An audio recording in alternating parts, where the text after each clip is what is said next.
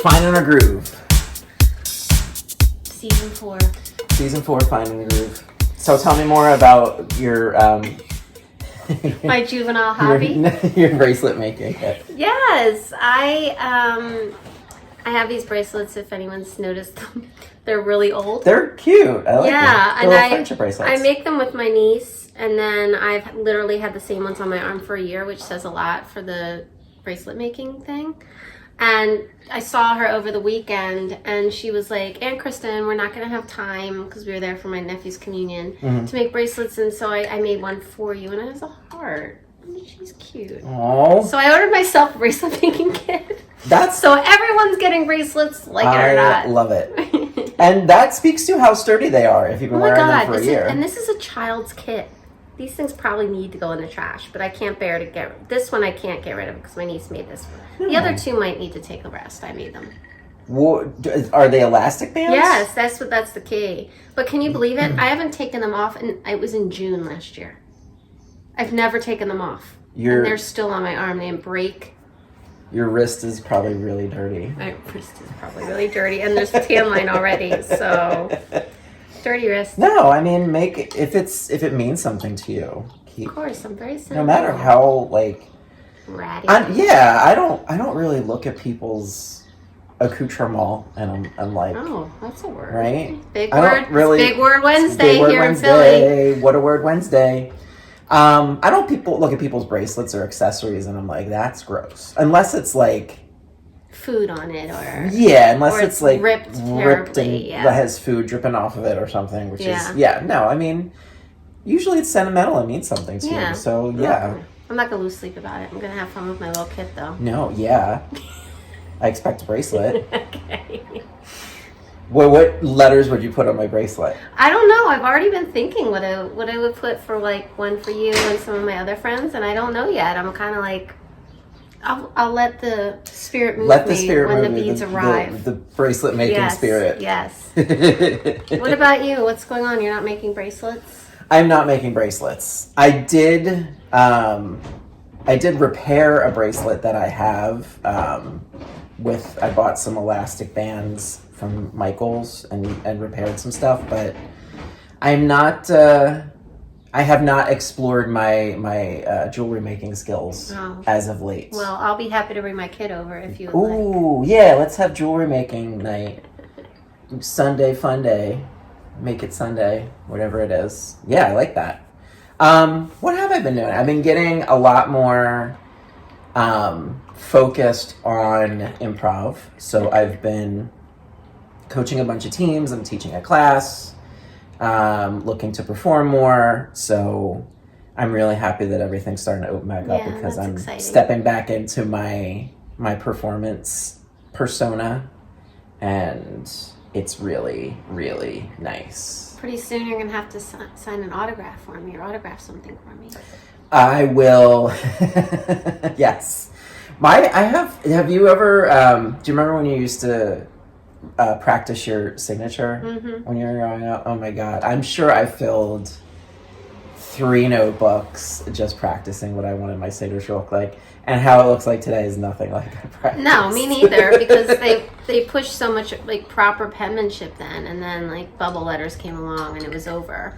But I still have really good penmanship. Do they still teach cursive? Yeah, I don't know. Anyone that knows, write us, please. Hey, let me ask you something at Gmail. On the email thing.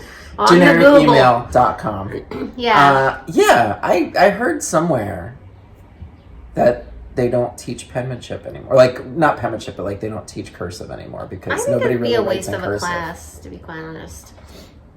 So people what do you need it for? You have to know how to sign your name, but like... But that's cursive. Right? Yeah, mine's a mix. Mostly it's cursive, though. Wow.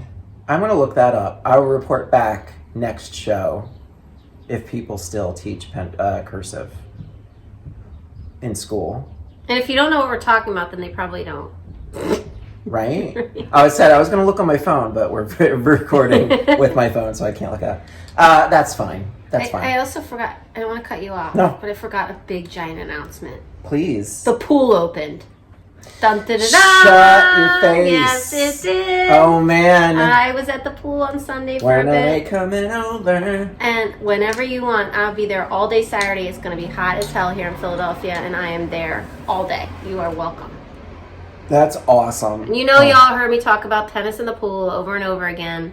My happy time has arrived. My body is ready for the beach. Right. I want to do that too. Do a day trip. Speaking of that, I've been keeping up on Twitter, on the Twitterverse with there was some weird non-controversy about the Sports Illustrated swimsuit issue. I saw the way they were doing that. They put I don't even know, like a more voluptuous model. Yeah, on the cover. a plus size model. Plus size model. I don't even know if that's a correct term. I think it is. I want to make sure I'm addressing everybody properly, but looked wonderful. I saw the cover. It's great. Very sexy. Great swimsuit. You know, she's beautiful. You know. And then some guy was like, "No, this isn't pretty. You can never tell me like society's forcing us to find." Yeah. You know what? Then don't buy it. Don't look at it. Look away. Go look at something else. It bugs me to no end when people feel like, oh, I don't like this thing, so it's wrong, and everybody should not like that thing. Yeah. Go soak your head, you know? They also had a 74-year-old woman in there. Oh. And there's something else, just for diversity's sake. I can't remember, but yeah, there's a 74-year-old woman in there as well. That's awesome. Yeah, they put all types of people in there, all types of women. Sports Illustrated is really, I don't want to go on a thing, but again, Sports Illustrated, we'd be happy if you wanted to sponsor us. Because I'm a big fan. They have embraced diversity and having different types of women represented. They've been slowly, every time, they've been doing more and more and more, and I love that. I think that's great, that they've kind of been on board. I think, you know, for a hot minute now. It's a slow process to become more inclusive and more open-minded and more accepting and more, you know, whatever verb, you know, adjectives you want to use. It's not going to happen overnight. I realize that it's a long slog through the mud. But every day, the hope is that every day gets a little tiny inch better for representation for people, you know, and it's hard to say that as somebody who lives in the United States and is fearful that, you know, hard-fought rights are going to be taken away this year. So every little bit of representation makes a difference, and I think it's up to all of us. The death of any kind of bigotry is familiarity. You know, the more people you know who are of a marginalized class of people, whether it be LGBTQ people, BIPOC, disabled people, you know, neurodivergent, whatever the case may be, the more people you know like that, the harder it is to discriminate. The harder it is to hate people who you know and love. Yep. So I think it's on all of us to expand our circles, you know, hang out with a bunch of different people. That's why we live in the big city. That's why I live in a big city. I live in a pretty diverse neighborhood, actually, in South Philly. We live right next to a school, and it's, you know, very, very diverse grade school. The community is very diverse. You know, when we go out to bars and restaurants, very diverse population. It's like, it's nice, you know, to hear different languages, to hear different stories, you know, to see different faces. It's nice to not just see pudgy, pasty white guys with beards walking around. Walking around looking at everybody who looks like me all the time. Yeah.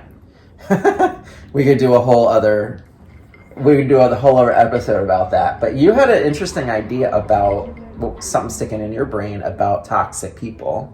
Toxic relationships, toxic people. Yeah, because the swimsuit issue thing made me think about that. Because it was one guy. Yeah, I was thinking about how I was going to connect him to our one topic. toxic man. Of course, it's a freaking white dude who has to ruin the birthday party for everybody. It's these. How would you define toxic, though? I think that's a good place to start, right? Just laying that on me, huh? Right?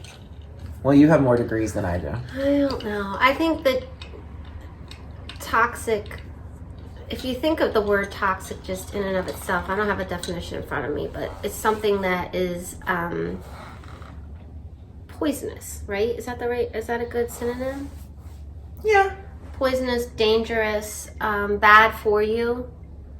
Something is toxic, then it's usually not good for you. Yeah. And oftentimes it can make you not feel well if you're just thinking about not people. Yeah, just toxic in general is something that over time wears away at your resiliency. Yeah, whether it be physically or emotionally or mentally. And if I don't know if anybody can hear this either on the video or on the podcast, but all of my windows and doors are open because it's a gorgeous day here in Philadelphia. So if you hear a random helicopter or car or a horn or children playing, it just adds to the ambiance of the show. Yeah, welcome to Philadelphia. We're giving you a little piece of Philadelphia today. Little taste of where we live. Yep. So deal with it. Yeah, I think you're on track of like. But I feel like toxic is a little more insidious than poison is. I think poison gets you quick. True, I like the way you, yes. Toxic gets you slow. Yep, that's a great way it wears down on you. Yeah. And I feel like when it comes to people, I think that's even more accurate. That I think we all know poisonous people who, like, the second we meet them, we're like, I don't like you, and you don't get along, and you're like, I never want to see that person again. I think that people exist like that. But I think toxic people are a little bit more slow and insidious. Like I agree. They eat away at you. And that's what makes it more dangerous, I think, is because I can only think of an example our current political environment, because that's what we just had an election here in Pennsylvania, primary, and the person who won the Republican nomination for governor of Pennsylvania is a very toxic person who, marched in the January 6th insurrection, wants to take away women's right to bodily autonomy, would not certify the election if a Democrat won the presidential election. This is just a nominee, though. This is just the nominee, right? But his way of thinking, and a lot of people in the United States' way of thinking like that, it didn't just happen overnight. It's a very toxic way of thinking about life and about the body politic and about the future and who deserves what rights. And it doesn't happen overnight. No. Just like repairing the damage doesn't happen overnight, the damage doesn't happen overnight. So I think calling out the toxicity when you see it and calling it what it is important. I don't know why I was just thinking about carbon monoxide. It's something that's What were you thinking? I don't know. Do you feeling lightheaded? Should we open more windows? I was thinking, is that a good example outside of people? It's something that's toxic over time, but you don't know it or see it right away. Yes. We're getting down a weird rabbit hole, but I like it. Never mind. No, but I like it. I don't know why I'm sitting there trying to think of a synonym for toxic in my head. No. Well, Britney Spears, obviously. I wouldn't be a good gay if I didn't mention the classic banger from Britney Spears, Toxic. I would think not so much carbon monoxide, but radon. It's weird. I went in a weird place. No, I like it. I think radon would be a better connection, because radon doesn't get you right away, but it causes cancer over time. Right. Or like lead. Yeah. Like lead paint, lead pipes, those. I think Eating lead. Eating lead. Bad idea. Right? Don't eat lead. Right. Don't do it. I think that's one of the reasons why the Roman Empire fell, right? Lead pipes. Oh, Don't ask me history questions because I will embarrass us both on this podcast slowly went crazy. Right now. I don't know. Again, I'm open for somebody to tell me I'm very wrong, but I read that somewhere. Maybe it was on the Onion. I don't know. Wouldn't be the first person who mistook an Onion article for fact. Yeah. But back to toxic people. We all know them. We've all had a toxic person in our life. And Or many. why do we keep them around in the first place? I think a lot of times they draw you in. There's something, whether that be a challenge of getting close to them, or they present as very, as all the things you'd be looking for. They present as fun, they present as wanting to be your friend or partner, they present as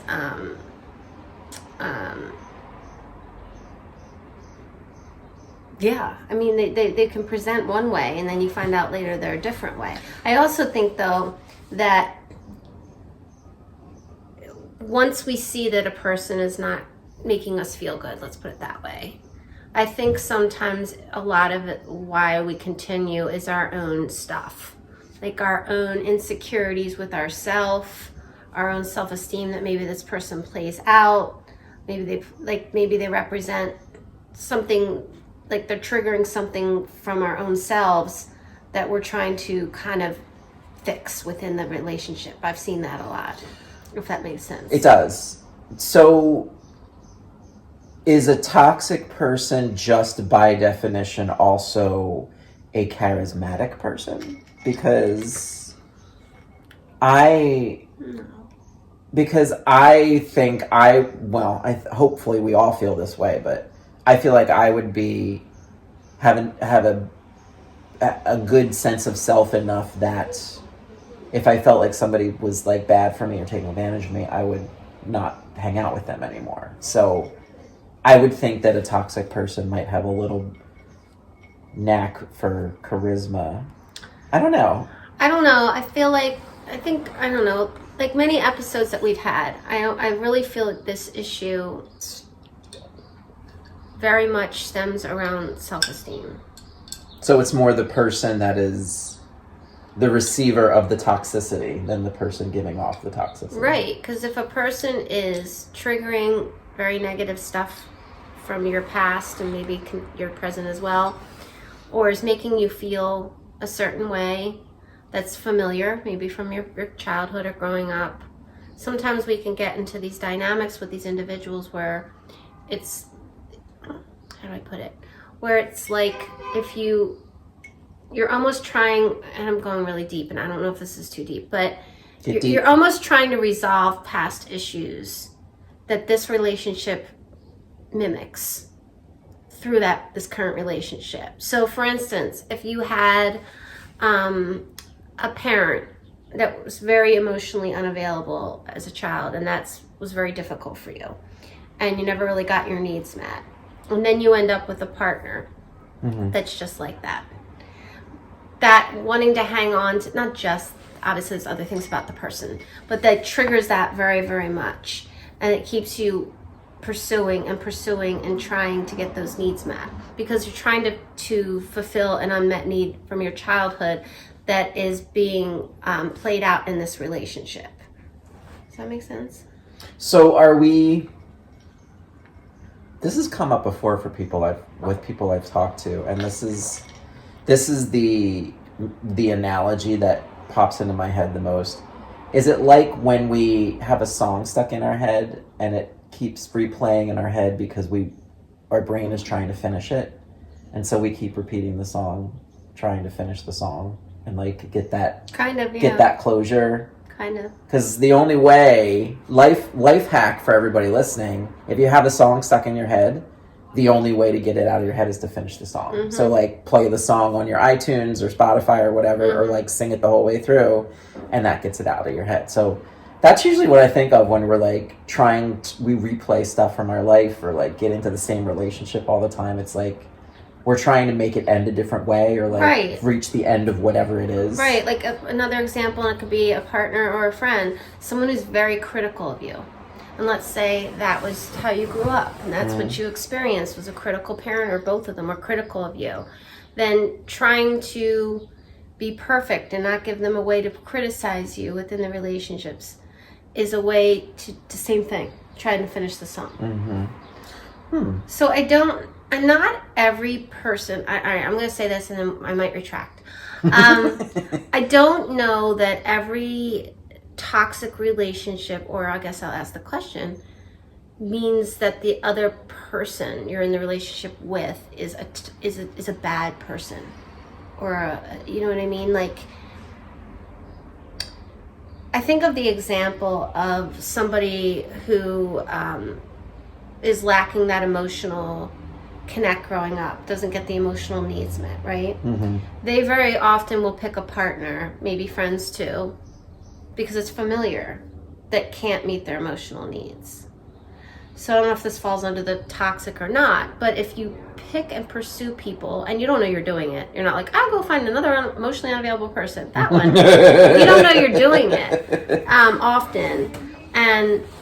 But that tends to happen that way. So if you are then pursuing people unknowingly or subconsciously who can't be emotional, can't validate your they're just not able to from their own stuff that they came into adulthood with. Then if it's just that is toxic for the person that's continuing to do that.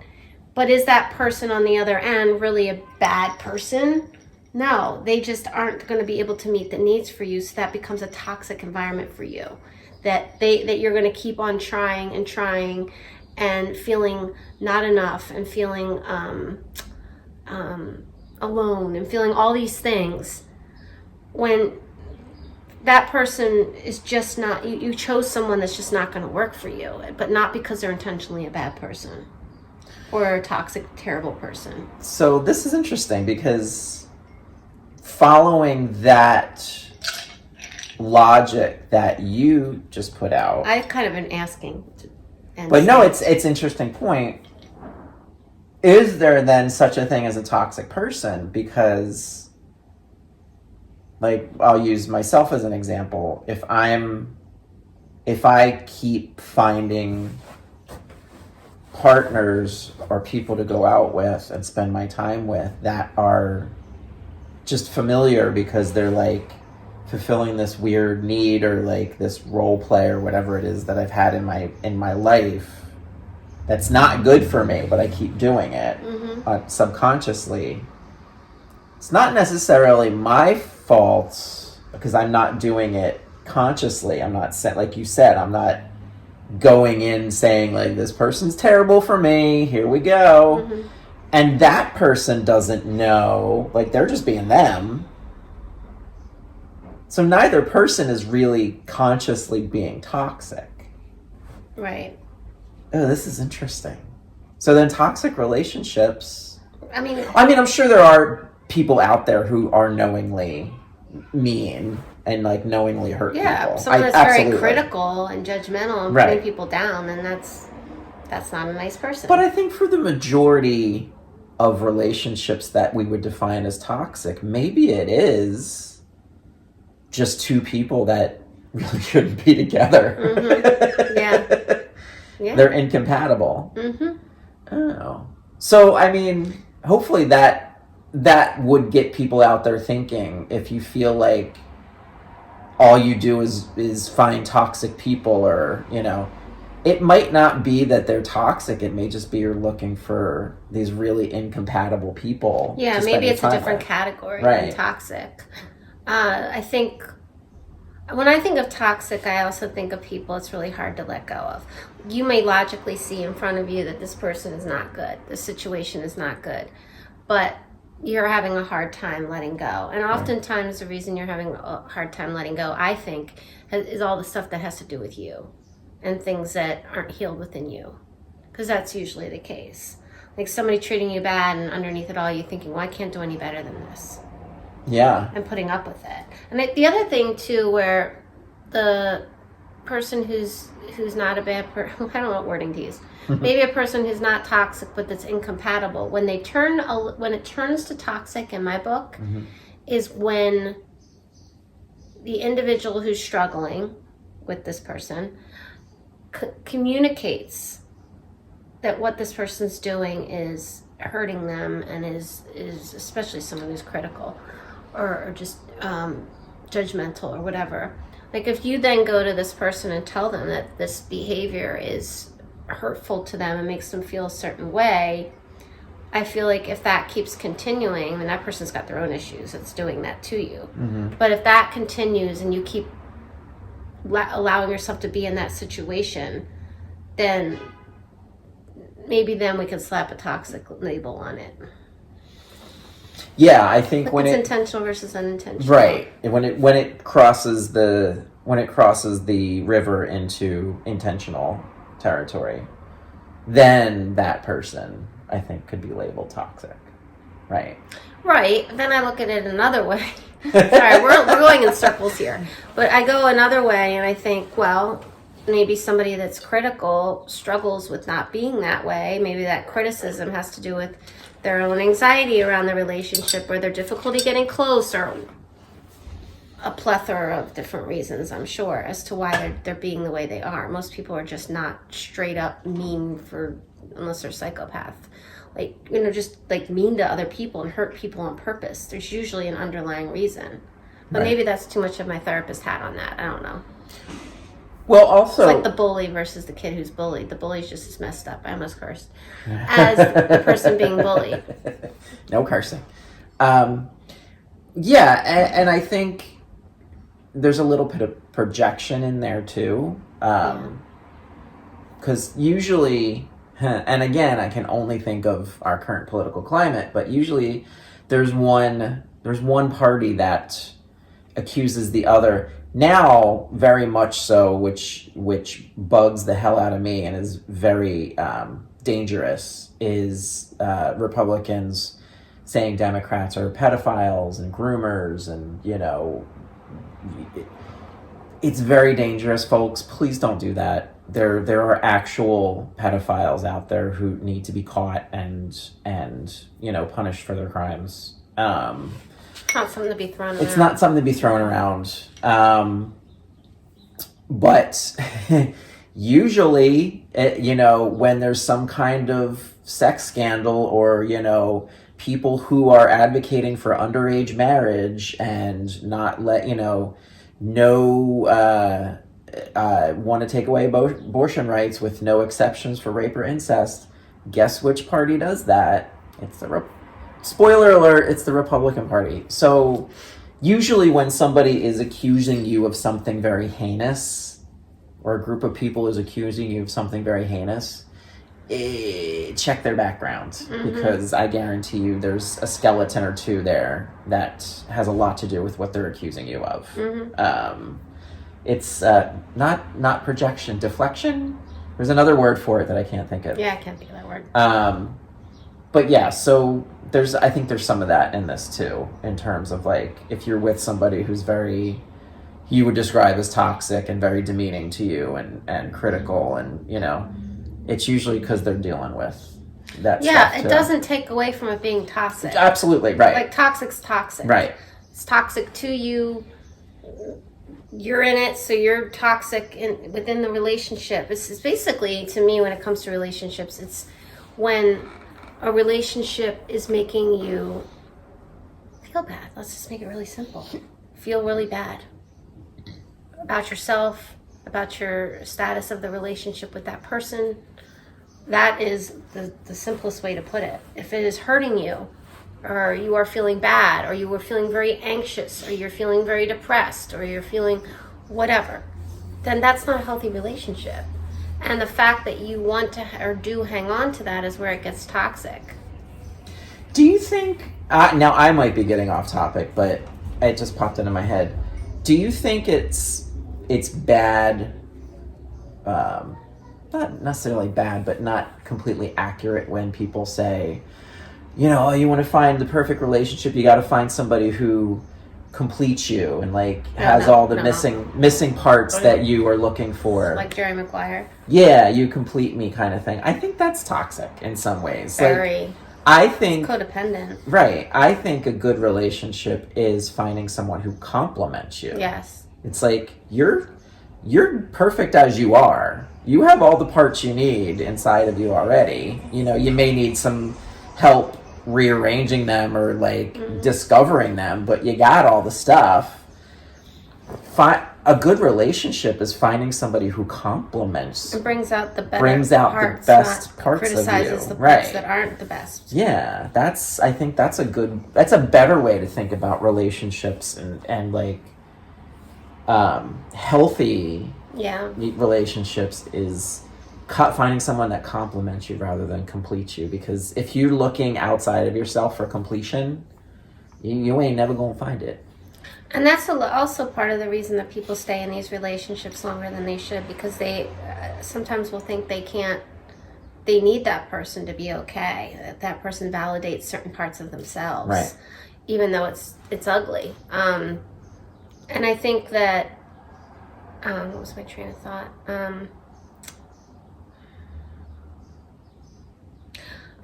know what I was going to say. I think as far as like romantic relationships are concerned, one of the things that can be a big giant flashing red light of dangerous doesn't mean the person's dangerous, but something is when I don't know if any people listening have had this type of relationship. I have, where you meet someone and it's immediately like this, you are drawn to them. It's almost an intoxicating feeling, this person, and you are just physically, emotionally, mentally, all the stars align from the get-go, and you think they are the most attractive person ever. Then your judgment goes down the crapper, basically. And that is often can often lead to toxicity, because then you have the blinders on. You're ignoring things that may come up. I mean, you may meet the love of your life and connect and go run off into the sunset. Right. But a lot of times with those types of relationships, there's an unhealthy element to it. And that's the kind of thing where you feel so good around this person, but it's not, and you think this is what it's always supposed to be, but it's really not, because it's not realistic. Yeah. And that can often lead to, that type of situation is when it gets particularly difficult to identify the red flags and catch it early that somebody might not be the best for you. Do you know what I mean? Yes, and this makes me think of how our puritanical society, I'm going to get really deep here, folks. I apologize in advance, but put your seatbelts on. The puritanical elements of our society here in America, especially when it comes to sex and relationships, has effed over many generations in terms of what we think good relationships look like and should be. You know, if certain facets of our society had their way, there would be no sex before marriage, there would be no bodily autonomy, there would be no, you know, it's this weird idea of relationships that got stuck in the 1950s, you know, the late 40s, early 50s. And it's just, And thank you. Thank you for saving lives.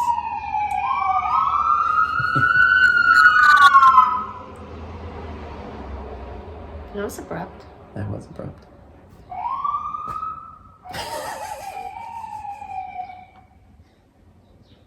Even in the 1950s, that wasn't, you know, yes, that's what everybody wanted, and that's what media portrayed as like, this is what everybody's doing, this is how every relationship looks.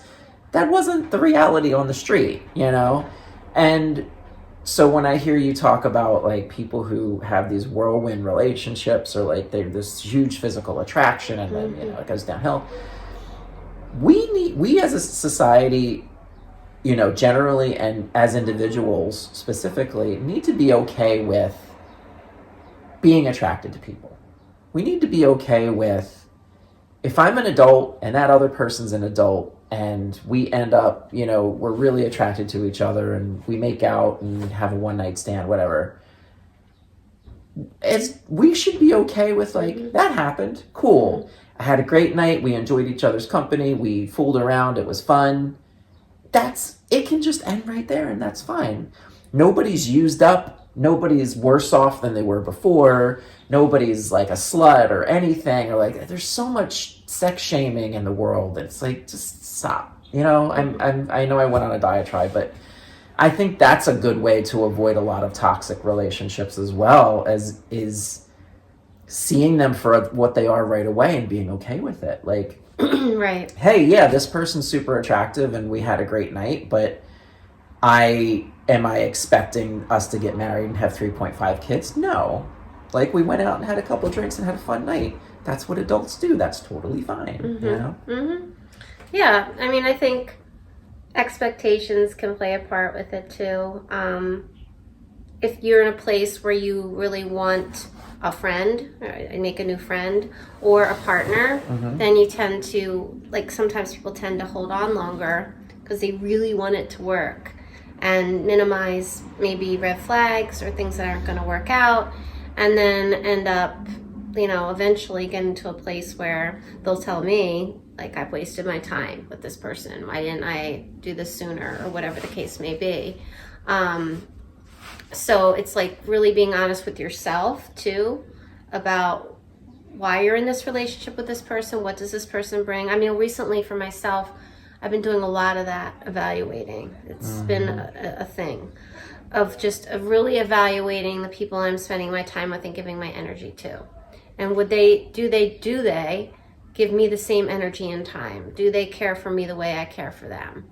And trying to not like write people off per se, but just that's the people I'm trying to surround myself with. And that's the case with any type of relationship. But we waste a lot of time in these dynamics with people that aren't good for us, toxic or whatever you want to call it. Sometimes we're not even sure what the reasons are, right? Or maybe it's a long-time friend, but it's always been unhealthy, but we don't know how to say, this isn't working out for me anymore. I think people sometimes don't feel like they have the power and the control to be able to end a relationship. Doesn't mean you're a jerk if you decide that somebody's not good for you. That's another part of it, especially with friendships. People don't realize you can break up with a friend. Like, it's a thing. It can happen. And if the person is not adding to your life, in fact, and even worse, if they are bringing you down for whatever reason, and it's been going on for a long time, and maybe you've addressed it and it's not getting better, or they just are who they are and you know it's not going to change, then that's not healthy for you. That's not somebody that makes you feel good about you and is there for you, etc. So that might be somebody that you think about. You know, just again, you don't have to be mean about it. Just somebody that you separate yourself from. Yeah. And can we do away with the term friend zone? I think that's terrible. I mean, you're in my friend zone. Well, thank you. Yes. I hope Just so. kidding. But in terms of, like, it's become this running joke and this weird kind of, like, and it's usually from guys to women in terms of, like, oh, she put me in the friend zone. She doesn't want to date you. That. Just accept it for what it is. There's no zone she's keeping you in. She wants to be your friend. Yep. Like, that's another thing. This whole weird toxic relationship thing. It's like we come at, I'm talking to guys now, like, we come at relationships from this really weird sports mentality of, like, there's winners and losers, and, like, oh, if I didn't get a date or we're not going out, then I lost and I'm in, like, the penalty box, or I'm on the bench or in the friend zone. Like, no, she doesn't want to date you. Like, that's just call it what it is. It's not. It sounds. I think it's easier to say I'm in the friend zone than it is like she does not interested in me or attracted to me. Yeah. And that you can't. Not everybody is. You're not everybody's cup of tea. No. Like, not everybody's going to be attracted to you. Yeah. You know, I mean, there's some people out there who don't think Brad Pitt is attractive. Right. There's people out there who don't think Halle Berry's attractive. Well, where are they? I mean, they're. I don't want to know that. Women or men. I never met anyone that didn't think Halle Berry was attractive. But you're right. You know what I mean? Like, I digress. Yeah. No matter who we can pick, that's like they're just objectively attractive. There's somebody that's going to be like, not for me. They're not, and that's okay. That goes back to the Sports Illustrated thing. Like, who cares what you think? Like, your opinion of your opinion is a lot higher than anybody else's. Right. You know, it's not, the world does not revolve around you. Yeah. Oy, boy. The ginger ale was. That ginger ale, so delicious. I'm sorry. We were trying out new soda today. I'm on a root beer kick, so I had root beer, but I got cranberry ginger ale, and fantastic. Yeah. Delicious. I'm gonna have Highly some recommend. after the show. But yeah, plug for Canada Dry. We're just gonna keep saying corporation names until one of them. Yeah, let's just have an episode where we just like say one every minute. See if anyone bite. Any of you want to help? Well, but yeah, hopefully this has shed some light on what toxic means, how people can be toxic, how relationships can be toxic, and how to notice them before they happen, and if they are happening, how to get out of them. And I think a lot of it, like you said, comes back to self-esteem, self-awareness, and open, strong communication. Yeah. Yeah. Just call things what they are. Be honest. And yeah, it's tough to be honest all the time. Yeah. You know, it's hard for somebody to say, you know, I'm not attracted to you. Right. You're not my cup of tea. I just want to be friends with you. Yeah, that hurts. But you know what? It's okay because that's that person's decision. Yeah. And you can't change that. Yeah. And you can't take it as like a knock on you or who you are. It's like, that just wasn't a connection. Mm-hmm. Move, you know, it's okay to move on to something else. Yeah, and I know there's people listening that are in them or have been in them. I feel like this topic we could do at least one more on. I really would wish somebody would write in and share your situation. If you're struggling, it can definitely be anonymous. We're happy to cover it. Or if you have any other thoughts. A voice altering software. Yes. So you sound like one of those witness protection people. Yeah. But, you know, I think there's a lot to this topic and we just sort of touched on it. So if any of you send us something on it, we will continue the conversation. If not, we'll probably move on to something else. But I'd love to hear, I mean, as I've always wanted to hear from people, hey, let me ask you something at Gmail if you have any thoughts or situations you want to discuss on this topic or any topic, actually. Yeah. All of our contact information's in the show notes. We are not hiding. Come at us. Yes. You can find us. Tell your friends and family. Share this show around. We want to, as always, inspire more people, ask more questions, have more interesting conversations. The world will be a much better place if we did that. Yes. I love that. Yeah. You know? That's nice, Ralph. Thanks. And don't be toxic. Don't be toxic. But go listen to I was Toxic gonna say, by Britney Spears. It's perfect timing to go listen to that right now. Always a jam. Always. And that's it. Thanks, everyone. We'll see you next time. Bye. Bye.